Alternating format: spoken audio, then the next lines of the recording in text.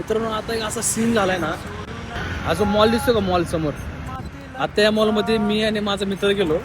गेल्या गेल्या समोरनं एक मुलगी आली, म्हणजे NGO बद्दल माहिती देत होती. तर माहिती देता आता माझा मित्र मधनंच हसायला लागला. तो काय नाही म्हटलं, त्याचं दुसरीकडे काहीतरी लक्ष होतं आणि त्याला आला असेल असं.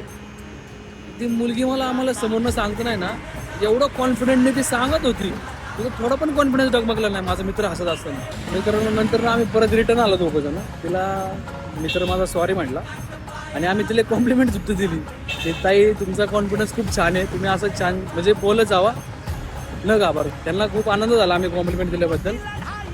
उलट मीच हँग झालो, तिला बघून माझा कॉन्फिडन्स बूस्ट झाला.